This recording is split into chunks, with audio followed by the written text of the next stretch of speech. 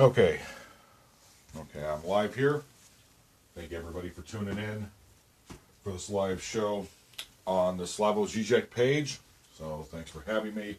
Hopefully it won't be like the last two of the live private lectures that I've done on the last two groups that I was a part of, where they both didn't allow me to post a video for whatever reasons, being this on two different Christian pages, so I figured I would go to one of the secular pages and see maybe that might work a little bit better and I would get a little less judgment on it.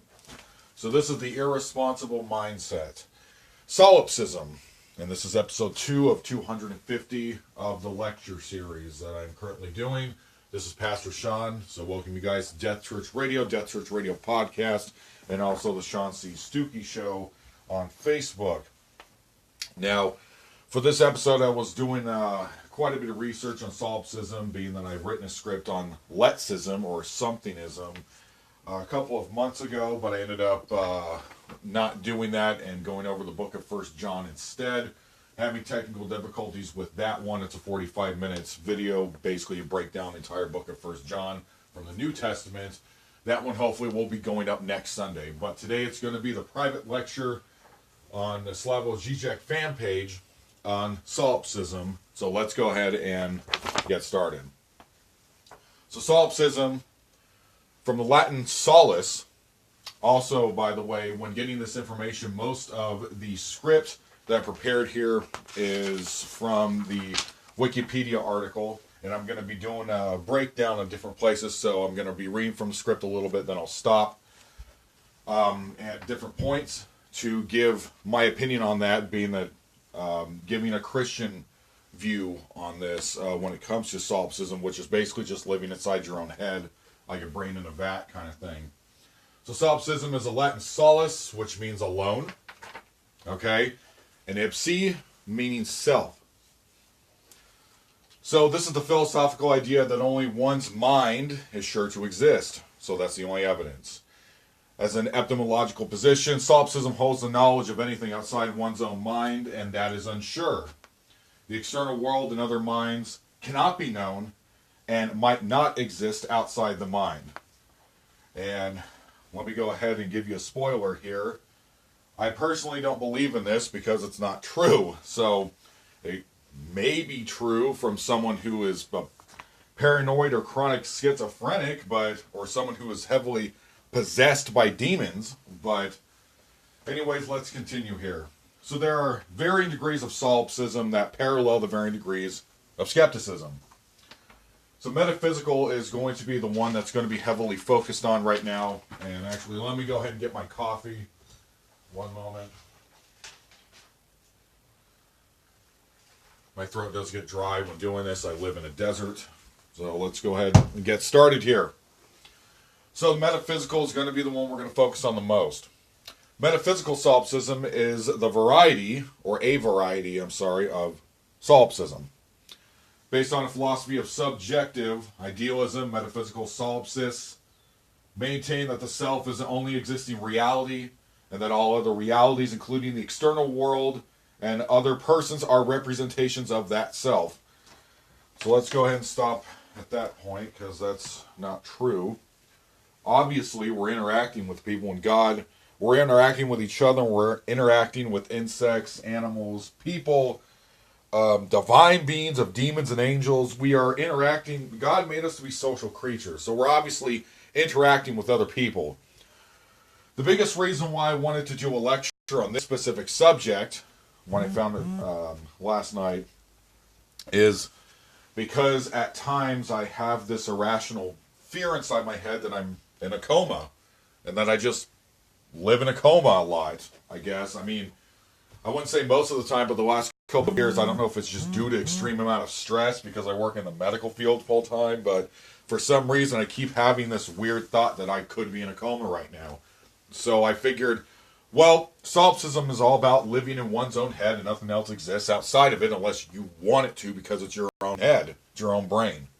It's not true, but let's continue. So, that of the self and have no independent existence. There are several versions of metaphysical solipsism, such as Casper's hare, egocentric presentism, or perversial realism in which other people are conscious, but their experiences are simply not present. This is a very odd, very, very strange way to look at life here. Anyways, metaphysical solipsism is a variety of idealism which asserts that nothing exists externally or externally to this one mind, since this mind, which I'm thinking is referring to you, the person reading it, is a whole of reality, then the external world was never anything more than an idea. Okay?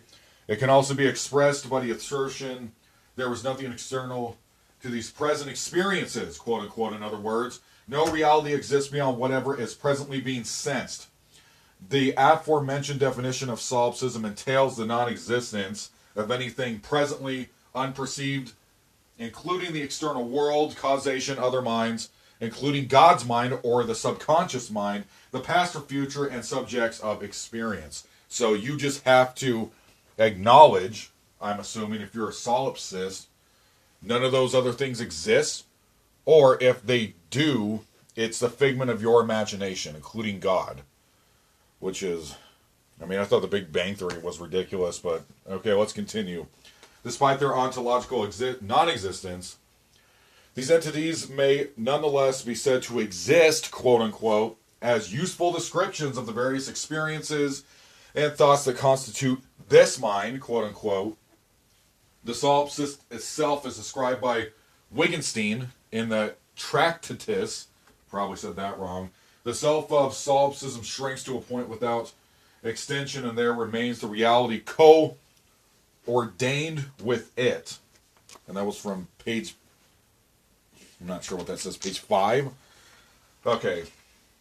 There are weaker versions of metaphysical solipsism, such as Caspar Hare's egocentric presentism, or perspectival realism, which is in the top of the script here, in which other persons are conscious, but their experiences are simply not present.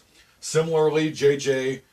Valberg develops a concept of one's personal horizon and discusses how it is in the sense permanent or permeant horizon, stating that we are all solipsists in a sense of solipsism. I would say maybe in a very small sense, I would agree. I actually agree with that. Like in like a 1% out of 100, that's fine. Arguments for metaphysical solipsism. So the arguments in favor of solipsism, and I have 3 quotes here. Actually, how many do I have here? 5 of them actually defending solipsism. So number 1. The only thing one has direct access to is the contents of one's own mind / one's own mental state. What one knows most certainly are one's mental states, one's thoughts, experiences, emotions, and so on. But that's not justification to be a solipsist. Okay, let me give you guys an example. So, let's say my girlfriend is painting her fingernails in a city 2 hours from here. Let's just say that, for example. And I'm here, and I'm doing this lecture right now. Just because I'm not experiencing it in the moment doesn't mean it's not happening. There are billions of things happening on the planet right now with billions of people. That's of all these people's names, I don't know who these people are, yet they are committing actions. They are making actions. They are doing things. That doesn't make any solipsism. It doesn't make any sense. It can't. So we're just going to acknowledge because the brain is the most. It's like the most complicated machine, physical machine in our universe that is known of as of now. So therefore, because it's so complicated, therefore maybe we are just gods ourselves, and what we see in our mind and create is just, that's all that there is. Like, no, that doesn't make sense. Anyways, part 2 in the argument of favoring. Just because one sees an object does not mean that object exists. One could be dreaming or hallucinating. There is no direct conceptual or logically necessary link between the mental and the physical. Okay? I do agree with that point. Number 3. The experiences of the given person are necessarily private to that person. The contents of one's minds are the only things that has direct access to. One cannot get outside, quote unquote, of one's mind to encounter any other objects including other persons, other minds, or even more removed. That's not true. Don't agree with that. Excuse me. Part number 4, the basic form of the argument. Persons' mental states are the only thing they have access to. Not true. In number 5, one cannot conclude the existence of anything outside of their mental states, therefore only their mental state exists. Also not true. I only agree with 2 of the 5 there. So I guess that makes me a bad Calvinist. Anyways, similar philosophy is found in Hindu religions, and I'm actually going to be doing a video on Hinduism eventually. Namely, Darishi Trishivada in Teachings of Ramana Maharishi. There are 2 Qs on solipsism. Jiva is called so because he sees the world. A dreamer sees many Javas in a dream, but all of them are not real. The dreamer alone exists and he sees all. So it is with the individual and the world. There is a creed of only one self, which is also called the creed of only one Java. It says that the Java is the only one who sees the world and lives therein. I can see if someone was living in a coma, that would make sense. And the spiritual realm is just as real as the physical realm. And I'm telling this as a person from a Christian mindset, being a, like what I was saying at the beginning of the show of angels and demons and things that we cannot, the seraphim and the, even the Nephilim and things like that, like in the outer realms, due to, whatever, occultism, black magic, white magic, the things of God, prophecy of dreams. So, that's just, I understand this of the Java thing. This is understandable to me. Okay, it is important to say that Darishi is not solipsism in a Western-oriented thinking, because the solipsist never doubted the existence of the I, the ego sense, so we're talking about Sigmund Freud here, as distinct and apart from what he sees. So, the Darishi Vada equally dismisses the I, the ego sense, with the scene. Please see this as an important distinction. Okay? Criticism of metaphysical solipsism. One moment, just have to take a break here for a sec. Okay, sorry, I've been sick for the last 2 weeks. Anyways, one reason for the lack of support in this philosophical position is how strange it would be for a solipsist to preach solipsism, as if to convince everyone around them that they are purely a figment of the author's own imagination. Okay? The very idea of communicating philosophical ideas would be arbitrary to a true solipsist, as according to them, there was no other mind with whom they would communicate their beliefs. Like I was saying at the beginning of the lecture. Russell commented on the same thing, quote unquote, as against solipsism, it is to be said in the first place that it is psychologically impossible to believe and is rejected, in fact, even by those who mean to accept it.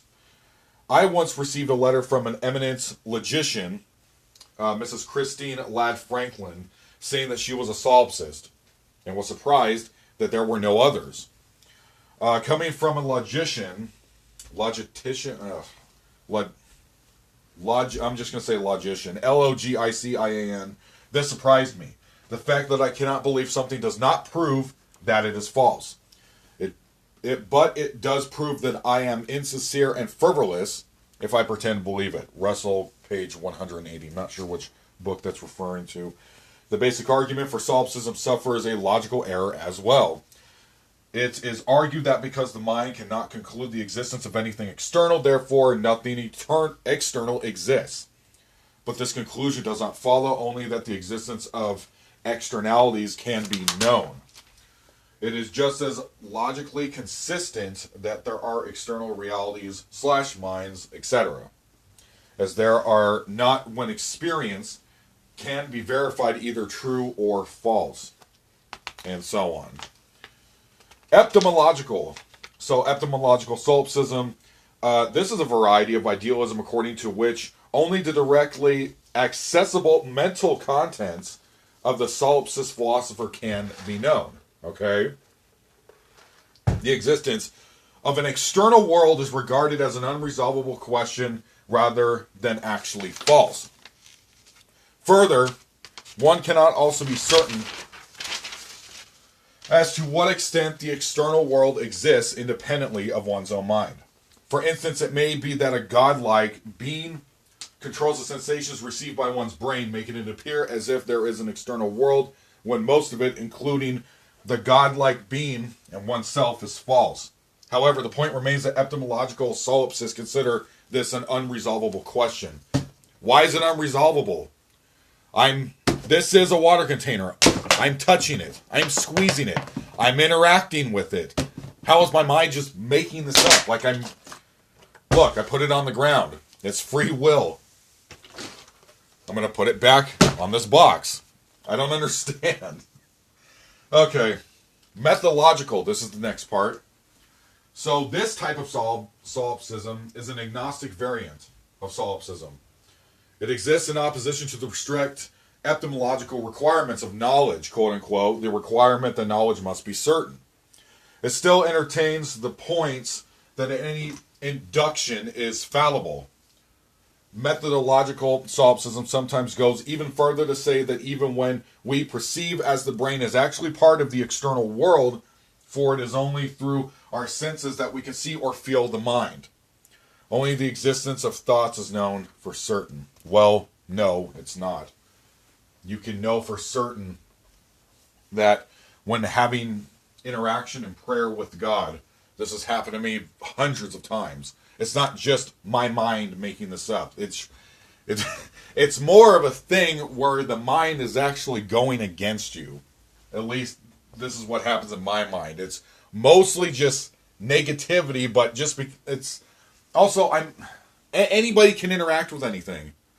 Like what I just did with this water bottle. I just did it. So did my mind just make up that whole thing? I'm touching it. I feel pain. It's here. So you can differentiate, like 99% of the time with all people, you can differentiate your dream from reality. You know which one is which.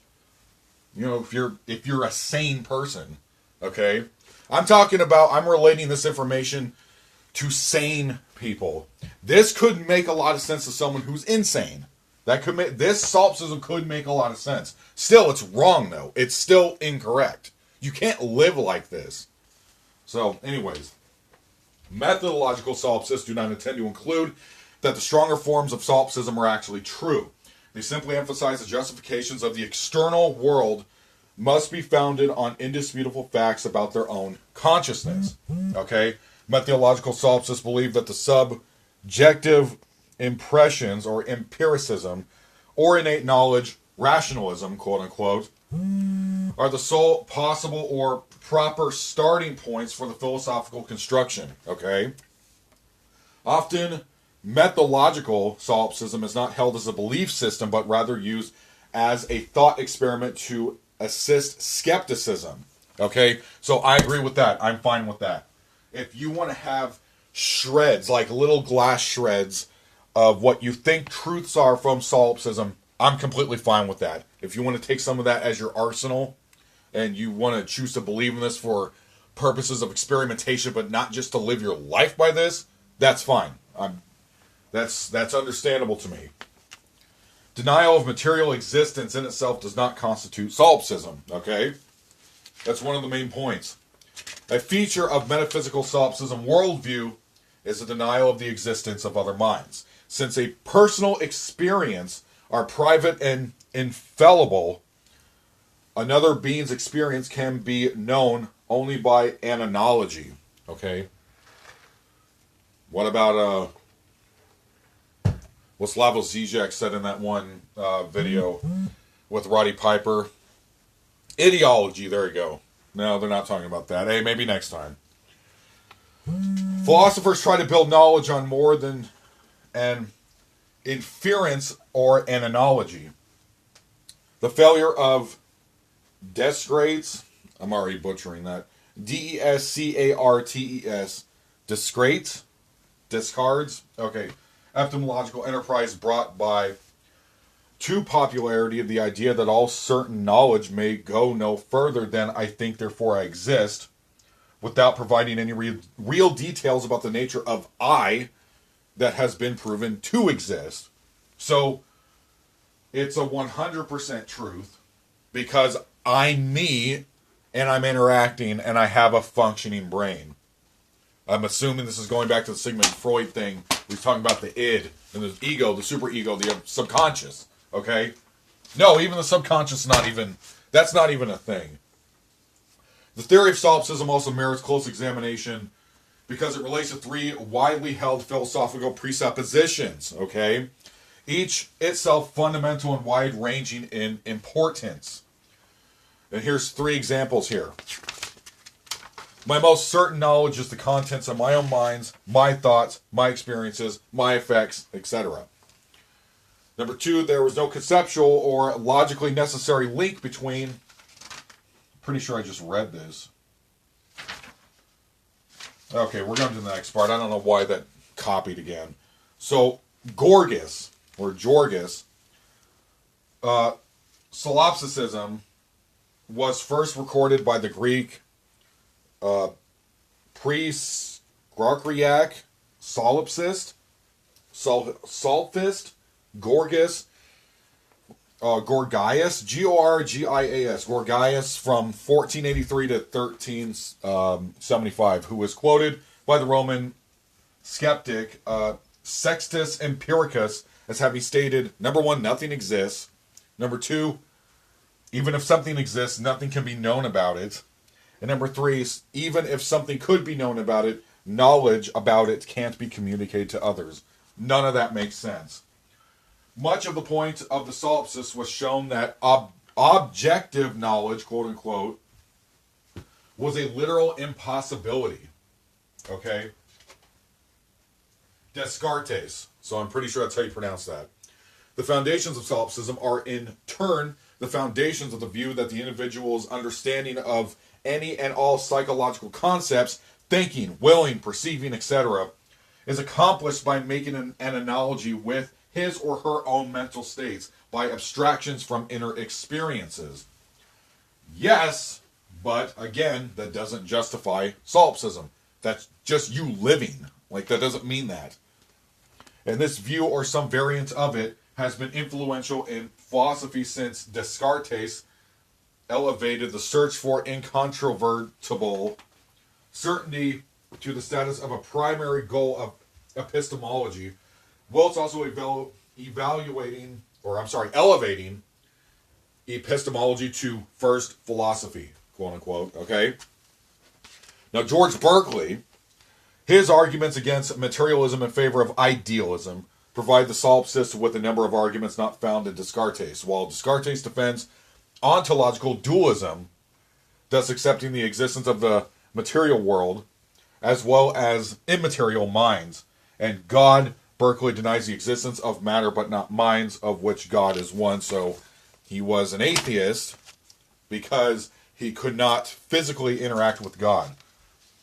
Well, I wonder if he would have had a different opinion when he was born in the time when Jesus was walking the earth. But, you know, it's just, I guess that's just based on his own personal experience. Idealism and materialism, next part. One of the most fundamental debates in philosophy concerns the true nature of the world, whether it is some ethereal plane of ideas or reality of atomic particles and energy. Well, I mean, wouldn't it just be both? Anyways, materialism posits a real world out there, quote unquote, as well as in and through us. That can be sensed, seen, heard, tasted, touched, and felt. Sometimes with prosthetic technologies corresponding to the human sensing organism or organs. Materialists do not claim that human senses or even their prosthetics can, even when collected, sense the totality of the universe. Simply that what they collectively cannot sense cannot in any way be known to us. So we can't understand that. I don't even understand that part. But anyways, let's continue. So the materialists. do not find this a useful way of thinking about ontology or onogeny, ontogeny of ideas, but we might say that from a materialist perspective pushed to the logical extreme, communicable to the idealist, ideas are ultimately reducible to a physically communicated, organically and socially, environmentally embedded brain state, quote unquote. While reflective existence is not considered by materialists to be experienced on the atomic level, the individual's physical and mental experiences are ultimately reducible to unique tripartite combination of environmentally determined, genetically determined, and randomly determined interactions of firing neurons and atomic collisions. Okay, again, this is the third time. What does that have to do with solipsism? This is just you. You interacting. I'm here. I'm wearing a shirt. I feel the shirt on my skin. Protons and neutrons, whatever, is blowing up in my head right now, going off, I don't know, trillions of times. Like, what does this have to do with solipsism? These are not examples. This is like the third inconsistency in this. Anyways. Oh, man. Just read through the Gospels, guys. You'll get so much more out of that than this. Anyways. For materialists, ideas have no primary reality as essence, separate from our physical existence. From a materialist perspective, ideas are social rather than purely biological, obviously, and formed and transmitted and modified through the interactions between social organisms and their social and physical environments. Yeah, sounds like the Dave Rubin show. Okay, this materialist perspective informs scientific methodology and so on and in so far so that methodology assumes that humans have no access to omnipotence and that therefore human knowledge is an ongoing collective enterprise that is best produced via scientific and logical conventions, adjusted specifically for material human capacities and limitations. Fine, but that's just an excuse though. It's like what I titled this, it's an irresponsible mindset. So, the mind is it. We're just living in it because it's in us, and it's only going to get better with technology, reason, science, math, like mathematics, metalworks, alchemy, whatever. Like, whatever it is, going into the library every day and just reading for 8 hours at a time. I mean, guys, come on. There are limits to this. It's like when Elon Musk said he wanted to put that thing in people's brain stems. Don't you think someone could corrupt it? Like, just Alzheimer's, guys, that's one thing. I mean, but I guess that could prove solipsism if you have extreme, Alzheimer's, have dementia. Like, that makes sense. Like, if you work in a mental ward, I can see how that makes sense. I am a fatalist by heart. I'm very pessimistic. And to me, you have to acknowledge that God exists.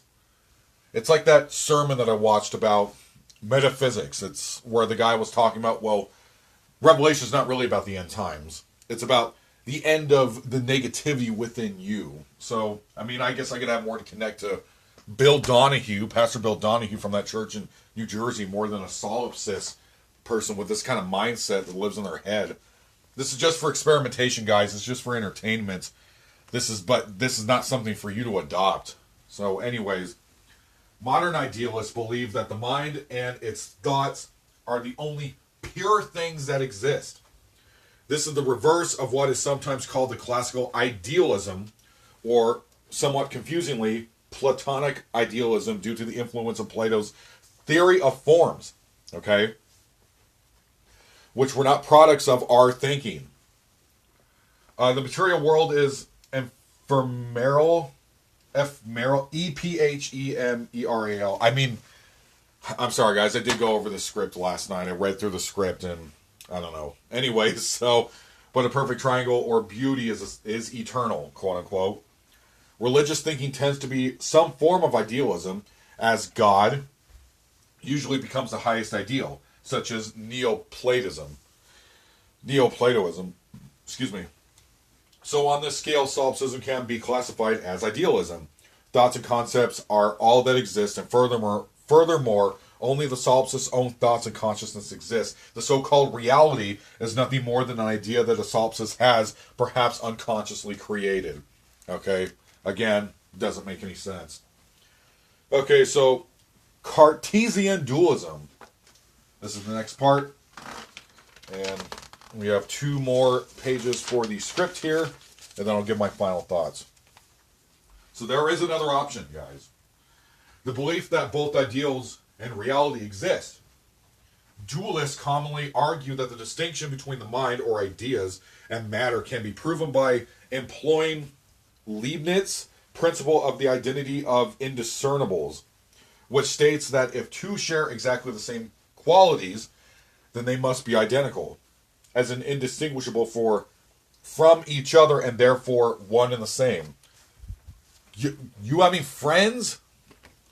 A girlfriend? Oh my God.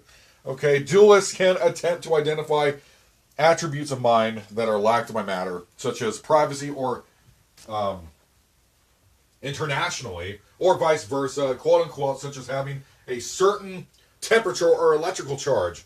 One notable application of this identity of indiscernibles was by Rene Descartes in his Meditation on First Philosophy. Descartes concluded that he could not doubt the existence of himself, which is the famous cogito ergo sum argument. I'm assuming that's, what's that, French or Latin? But that he could doubt the separate existence of his body. From this, he inferred that the person Descartes must not be identical to the Descartes body, since one possessed a characteristic that the other did not. Namely, it could be known to exist. So, I don't understand. Himself? He couldn't exist with his own body? I mean, that's... What is the Holy Spirit living in someone, and that's just the battle of sin? What does that mean? Solipsism agrees with Descartes in this aspect, and it goes further. Only things that can be known to exist for sure be considered to exist. A Descartes body could only exist as an idea in the mind of the person of Descartes. Descartes and dualism aim to prove the actual existence of reality as opposed to a phantom existence, as well as the existence of God in Descartes' case, using the realm of ideas merely as a starting point, but solipsism usually finds those further arguments unconvincing. The solipsist instead proposes that their own unconsciousness is the author of all seemingly external events from reality. Again, God, it's the 4th time I've said this. That doesn't make any sense. Okay. Philosophy of Schopenhauer. Okay. So the world as will and representation is the central work of Arthur Schopenhauer. Schopenhauer saw the human will as our one window to the world behind the representation, the Kantian thing in itself. He believed, therefore, that we could gain knowledge about thing in itself, something Kant said was impossible, since the rest of the relationship between representation and thing itself could be understood by an analogy as a relationship between human will and the human body. Okay? What, your soma, your soul? Another thing seeming like a whole lot of people online don't want to acknowledge that you have a soul. The fight between the soul, the Holy Spirit, your sin nature, and the fight of your own flesh. That's, you're you, but you're like 5 different versions of you, kind of all at the same time, if you think about it. Anyway, so idealism, being the next part here. The idealist philosopher George Berkeley argued that, maybe Berkeley College was named after this guy, argued that physical objects do not exist independently of the mind that perceives them. Well, we already did that example where I grabbed the water bottle, so we know that's not true. An item truly exists only as long as it is observed. Otherwise, it is not only meaningless, but simply non-existent. The observer and the observed one are one. Berkeley does not attempt to show that things can and do exist apart from the human mind and our perception, but only because there is an all-encompassing mind in which all ideas are perceived. In other words, God who observes all. Solipsism agrees that nothing exists outside of perception, but would argue that Berkeley falls prey to the egocentric predicament. He can only make his own observations and thus cannot be truly sure that this God or other people exist to observe reality. Okay. The solipsist would say it is better to disregard the unreliable observations of alleged other people and rely upon the immediate certainty of one's own perceptions. All right. We're talking about several different religions, ways, mindsets, paths, all these things you didn't discover yourself. It wasn't your own personal mind that did these things. Different kinds of Christian denominations, different types of denominations within Satanism. Like, so many people have discovered so many things that are way beyond your understanding. Solipsist is an idiot. Anyways, rationalism. Let's go to the next part. And this one's just a 2-line here.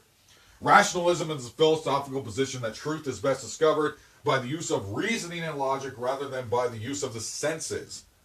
See Plato's theory of forms, the book he wrote. Solipsism was also skeptical of sense data. Okay, and the next part, which is another part of solipsism, is called philosophical zombie. Okay, this one I thought was the most interesting one. It's only 3 lines here. The theory of solipsism crosses over with the theory that the philosophical zombie and that all other seemingly unconscious beings actually lack true consciousness. Therefore, the only display of traits of consciousness to the observer, who is the only conscious being there is. That one I like. Philosophical zombie, because I feel like that could be me walking around at my job, walking around in society, whatnot. A philosophical zombie. Everyone just chooses to be dead-minded when you're woke, I guess, quote-unquote. Oh, and I'm not talking PC cancel culture. I'm not talking about, that's anti-woke. I'm talking about real woke. When the Holy Spirit is put into you, and that's how you become really woke here, guys. So that's what I'm trying to say here. Barkley, pronounced Barkley. Okay. Anyways, continuing here. Falsifiability and testability. So solipsism is not a falsifiable hypothesis as described by Karl Popper or Imre Lakatos. There does not seem to be an imaginable disproof. One critical test is nevertheless to consider the introduction from experience that the externally observable world does not seem at first approach to be directly manipulable purely by mental energies alone. One can indirectly manipulate the world through the medium of the physical body, and it seems impossible to do so through pure thought. Okay? It might be argued that if the external world were merely a construct of a single consciousness, i.e. the self, it could then follow that the external world should be somehow directly manipulable by that consciousness, and if it is not, then solipsism is false. Okay? An argument against the states the notion that such manipulation may be possible, but barred from conscious self, okay, via the subconscious self, a locked, quote-unquote, portion of the mind that is still nevertheless the same mind. Lucid dreaming might be considered an example of when these locked portions of the subconscious become accessible. I completely agree with that part. That's fine. An argument against this might be brought up and ask you why the subconscious mind would be locked. I don't know, because that's going to have to be its own. I'm going to have to do a lot of research and take a lot of notes on that, because I don't know the answer to that question. Why would things in your awake state be locked, but then they come to fruition when you're in lucid dreaming, or you're having a dream or you're having a nightmare? And usually those things are it's like your brain is trying to tell you something that you're ignoring in the wakefulness when you're awake and you're in the present. It could be a vision, like a prophetic vision that God's giving you to go do something. It could be that your intuition is trying to tell you to stop smoking or drinking or whatever, try to, stop doing things that are hurting you, that you're not acknowledging in your wakeful state. Who knows? An argument against this might be brought up in asking why the subconscious mind would be locked. Also, the access of the autonomous locked portions of the mind during the lucid dreaming is obviously much different. For instance, is relatively more transient than the access to anonymous regions of the perceived nature. A dream state. It's like you're on DMT. Whoa! Okay. The method of the typical scientist is materialist. They first assume that the external world exists and can be known. Okay? But the scientific method, in the sense of a predict, observe, modify loop, does not require the assumption of the external world. A solipsist may perform a psychological test on themselves to discern the nature of the reality in their mind. However, David Dutch uses this fact to counter-argue outer parts of solipsists behave independently, so they are independent from quote-unquote narrowly defined conscious self. Okay? Alright, so... Oh, I actually had 3 more pages, so never mind. Okay, so... Where was I at here? Conscious self. A solipsist investigations may not be proper science. However, since it would not include the cooperative and communitarian aspects of scientific inquiry that normally serve to diminish bias. Next would be minimalism, which is one of my favorite ones. I'm a minimalist when it comes to finances and money. Anyways, what else is that called? Not minimalist, but micromanagement with money. I forgot what that's called. Anyways, like it says in 500 places in the Bible that you're supposed to be a good steward of your money. Minimalism. Bam. Okay, solipsism is a form of logical minimalism. Alright? Many people are intuitively unconvinced of the non-existence of the external world from the basic arguments of solipsism. But a solid proof of its existence is not available at present. The central assertion of solipsism rests on the non-existence of such a proof and strong solipsism as opposed to weak solipsism. So I guess what I believe in, soft solipsism, asserts that no such, that's actually very soft, asserts that no such proof can be made. In the sense, solipsism is logically related to agnosticism in religion, the distinction between believing you do not know and believing that you could have known. So, however, though, minimality or parsimony is not the only logical virtue. A common misapprehension of Occam's razor has it that the simpler theory is not always the best one. Occam's razor is the theory that the simplest reason, the one that makes the most sense, is the one that makes sense. So, sorry, I read that wrong. That is the best one to pick, is the most simple answer. But if you guys watch my YouTube show, from what I finally gathered after studying for, 10 plus years now, 1 plus 1 does not always equal 2. The situation might just be way too complicated, okay? So, next part. Or same part. In fact, the principle that is of the simpler of the two theories of equal explanatory power is to be preferred. In other words, additional entities can pay their way with enhanced explanatory power. So the realist can claim that while this worldview is more complex, it is more satisfying as an explanation. Okay, I guess I can, just being positive-minded. Okay, solipsism in infants. Next part. But this is just 2 lines here. I'm not going to go into depth on this one.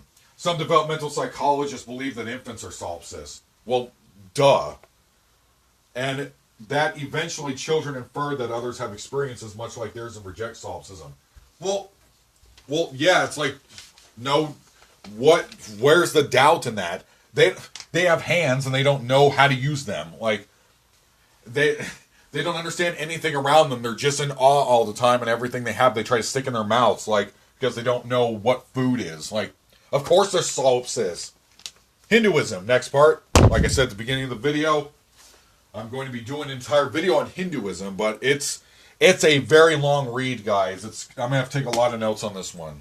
So anyways, so the earliest reference to solipsism is found in Hindu philosophy. I'm going to try to pronounce this. In the Brihad Dharayaka Upanishad, which was dated to the first millennium BCE, the you holds the mind to be the only God, and all actions in the universe are thought to be a result of the mind assuming infinite forms. After the development of distinct schools of Indian philosophy, Advaita Vedanta and Samkhya schools are thought to have originated or orientated concepts similar to solipsism. Okay, and I'm sorry, it's hard to pronounce some of these Indian names. So Advaita Vedanta. So A is one of the 6 most known Hindu philosophical systems and literally means non-duality in English. Its first great consolidator was Adi, who continued the work of some of the Yu's teachings and that of his teacher's teacher, Gwadhapa, by using various arguments such as the analysis of the 3 states of experience, wakefulness, dream, sleep. He established a singular reality of Brahman, in which Brahman, the universe, and the Atman of the self were one and the same. Okay? Sorry, I'm getting messages here. Okay. One who sees everything as nothing but the self, and the self in everything one sees, such as seer withdrawals from nothing. From the enlightened, that all exist is nothing but the self, quote unquote. So how could any suffering or delusion continue from those who know this oneness? Okay. So that was from pages 6 and 7 of Sloka's book. Not sure what that was. Not sure who that is. The concept of the self in the philosophy of Advaita could be interpreted as solipsism. However, the transhuman, the theological implication of the self in Advaita, protect it from true solipsism as found in the West. Similarly, the Vedantic text, Yugo Vastisha, escapes charge of solipsism because of the real I, quote unquote, is thought to be nothing but the absolute whole, looked at through a particular unique point of interest. So therefore, it's not true solipsism, but it's pretty close. It's like when someone says they worship Zoroaster or Zoroastrianism, but I'm a Christian and I worship Christ. So, but it's very similar. One of them's correct, but it's like that. That's a way of looking at that, of the Hindu version. Anyways, Advaita is also thought to strongly diverge from solipsism in that the form is a system of exploration of one's mind in order to finally understand the nature of the self and attain complete knowledge. The unity of existence is said to be directly experienced and understood at the end as a part of complete knowledge. And this is the last page of the script, and then I'll give my final thoughts. On the other hand, solipsism posits the non-existence of the external world right at the beginning and says that no further inquiry is possible. And we already went over that part. You know the answer is that's incorrect. So Samkhya and yoga. So Samkhya philosophy, which is sometimes seen as the basis of yogic thought, adopts a view that matter exists independently of individual minds. Representation of an object as an individual mind is held to be a mental approximation of the object in the external world, okay? Therefore, Samkhya chooses representational realism over epistemological solipsism. Having established this distinction between the external world and the mind, Samkhya posits the existence of two metaphysical realities, prakriti, which means matter, and prusha, which means consciousness. Okay? And the last part we're going to go over is solipsism in Buddhism. Okay? Some interpretations of Buddhism assert that external reality is an illusion. And sometimes this position is misunderstood as metaphysical solipsism. Buddhist philosophy, though, generally holds that the mind is an external phenomena, are both equally transient, and that they arise from each other. The mind cannot exist without external phenomena, nor can external phenomena exist without the mind. This relation is known as independent arising. And that also, again, does not exist. That's incorrect. The Buddha stated, the Buddha stated, within this fathom, long body is the world and the origin of the world and the cessation of the world and the path leading to the cessation of the world, quote unquote. Whilst not rejecting the occurrence of external phenomena, the Buddha focused on the illusion created within the mind by the perceiver by the process of ascribing permanence or impermanence phenomena, satisfaction to the unsatisfying experiences, and a sense of reality to things that were effectively insubstantial. Okay? Mahayana Buddhism is also challenges the illusion of the idea that one can experience an objective reality, quote unquote, independent of individual perceiving minds. It's just like the question, if a tree falls in the forest and no one was around to hear it, then did it fall? Yes, it fell. By every single action that ever took place, God ordained that to happen through his sovereignty and his authority. So if a tree falls in the woods and no one was around to hear it, God either let that tree fall or God pushed the tree over, therefore it still happened just because I didn't experience it. That's just a selfish mindset. That's a selfish way of thinking. So it's kind of like, oh, well, this baby that was infected with diseases starved to death in Africa, but because it died by itself and no one was around to see it, did the baby die? Like, come on now. So anyways, from the standpoint of Pragsagita, a branch of the Madhyayaka thought, external objects do exist, but are devoid of any type of inherent identity. Okay.